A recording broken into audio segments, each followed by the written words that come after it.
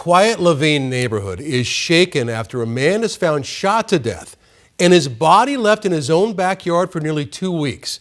And police say the man accused of killing him was living in his house after that killing.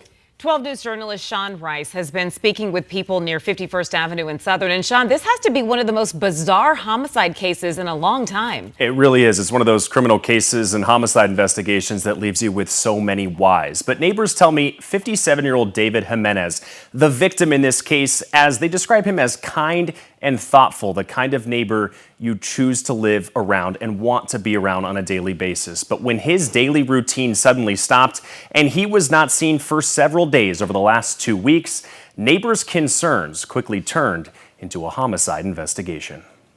I just wanted to come and pay my condolences. Candles and flowers now sit in front of David Jimenez's home, placed there Wednesday by a woman he didn't know. It's unexpected because it's close to home. And I have kids. I have a 5-year-old, I have a 20-year-old, and a 13-year-old, and say that happened to one of us on that side, Like it's just scary. Less than 24 hours earlier, video from a neighbor who lives along Seeley Street in Laveen shows the large Phoenix police presence. Their investigation focused not only on Jimenez's home, but a home 2 doors down as well. Investigators discovered a gruesome series of events happened over the last 2 weeks. Jimenez's 18-year-old neighbor, Xavier Johnson, had allegedly climbed David's back wall, armed with a gun in late December. Court records say Johnson shot his neighbor 3 times while he tried to steal his money. Then he wrapped his dead body in blankets in his own backyard. I was thinking about how someone could do that. Investigators uncovered that after allegedly killing his neighbor, Johnson lived in his home for the next 2 weeks, driving his car around Laveen, using his credit cards, even ordering packages in his own name dropped off on David's front doorstep. This bizarre ploy came crumbling down this week when Johnson's mom and other family members reported not seeing their loved one or their neighbor in some time. A routine walk in front of the home revealing the stench of decomposing remains in the backyard.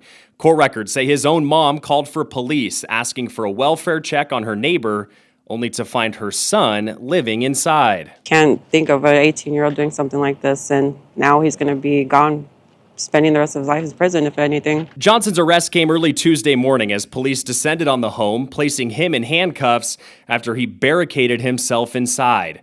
For neighbors who knew David, their attention shifts to how he treated them, the kind of person you want living right next door. He was kind of by himself, but he was good to me. He probably, I don't know, he was good to me.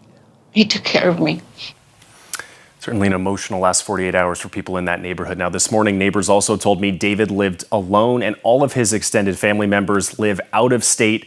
It's a likely reason why his body was not discovered for 2 whole weeks. Now, as for Johnson, he's been charged with first-degree murder and he remains in jail on a $1 million bond. Troy. Yeah, and in stories like this, not only do you have that innocent victim who's lost his life, but now whatever decision that 18-year-old apparently made, his life is pretty much over as well, Sean. Yeah, there was no sort of narrative in the probable cause records we read as to why he would do this. There was just a lot of talk about family members noticing he was gone and then neighbors noticing their neighbor was gone as well, and then the pieces started coming from there. So as I mentioned off the top, there's still a lot of whys as to why a 18-year-old kid a teen in this situation or a young adult would take these steps to harm their neighbor in this way. Yeah. Terrible either way. So disturbing. All right, Sean, thank you. Thank you, Sean. We are